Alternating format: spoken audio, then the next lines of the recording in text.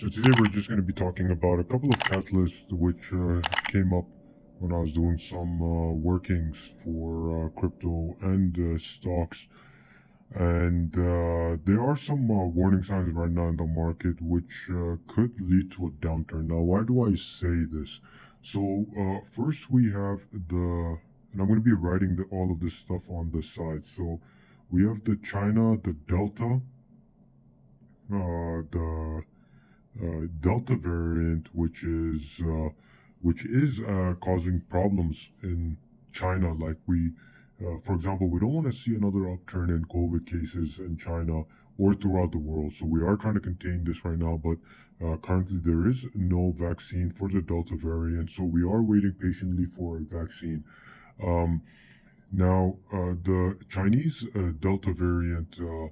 Um, it is spreading throughout China. So this is a big catalyst when looking at the price action of stocks and crypto.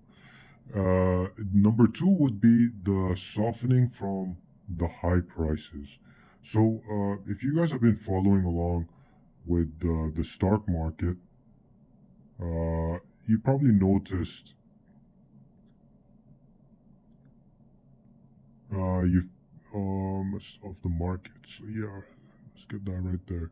So you've noticed that the markets have been on this parabolic sort of run since the past year and a half or so.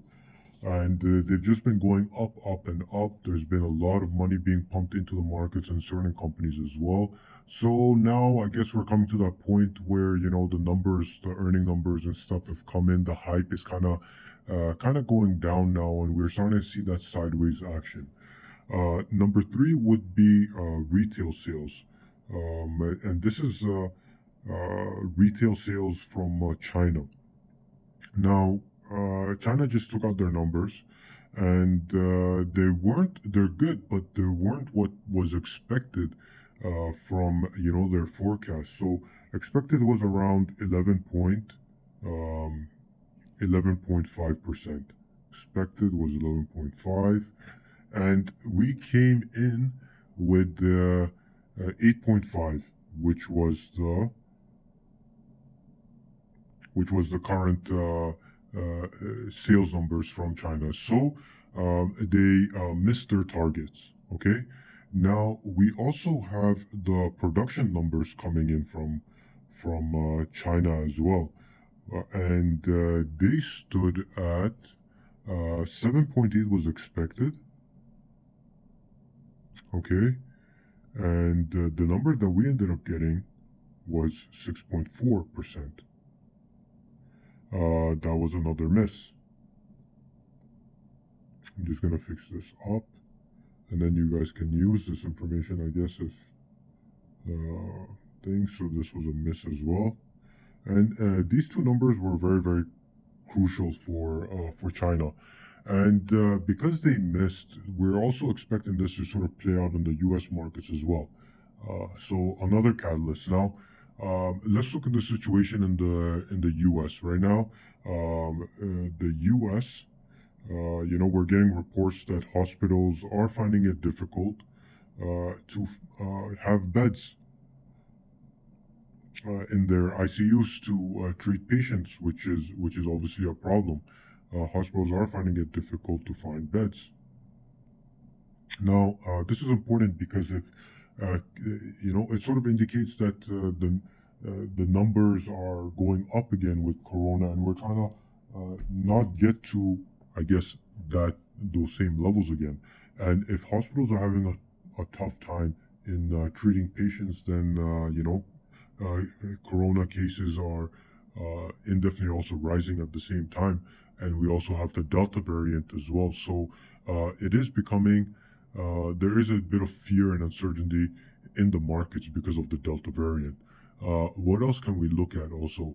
The Afghanistan situation currently, and this has been a failure, especially when the U.S. troops retreated.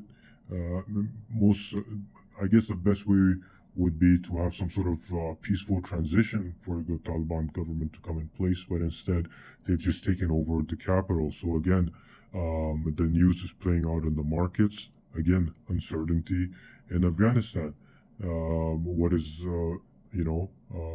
President Biden going to do? Will he keep a substantial amount of troops back in Afghanistan in the near future, or will there be a complete retreat and possible complete chaos in Afghanistan from today onwards?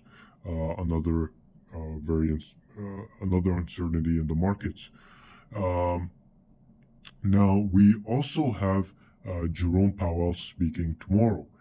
Every time Jerome Powell speaks, the markets, clearly feel what he's saying, and they usually end up going lower. So we've already seen a little bit of the Monday's trading. Stocks are taking a little bit of a breather. They are pushing back, and the same thing is being reflected in the stock market just before he speaks. So I'm expecting for a little bit more of a pullback tomorrow, especially when Jerome Powell gives in some of the numbers that we are looking forward to seeing, which way the U.S. market is going. There could possibly be questions also regarding crypto, but we'll just wait and see what he has to say tomorrow. Um, so that is another drawback for the overall market. And the main question is, will rates be going up, and when will rates start to go up? This is a very, very crucial question. Um, because regardless of what it is, there is a lot of cash sitting on the sidelines of the market. So it'll be very interesting to see what happens when Jerome Powell speaks and what information he gives us tomorrow. Um, Now, because Bitcoin is kind of, Elon Musk is like an advocate for crypto. So I'm going to bring up Tesla, which just recently is being investigated for around 30 crashes, which were, according to the Justice Department, related to the autopilot system in the Tesla vehicles. So they've been around 30 crashes, and then this is spanning from 2019, and it also covered the recent update that the Tesla vehicles had, which is kind of scary. So, this might be playing out also in the Bitcoin price as well, just because of how Tesla is holding a substantial amount of Bitcoin in their balance sheets. And Elon Musk at the same time is also a big advocate. So, let's see how this plays out. This might not be a very big catalyst, but something just to be aware of as well. Um, Now, CBOE, I'm not going to really get into details with that, but that's also hitting all-time highs. It's like a fear and uncertainty index. Um, and some good news coming out of crypto. ADA Cardano has now become the third largest crypto asset set in the crypto space, which is very, very good. So congratulations to Cardano holders and the team behind Cardano as well.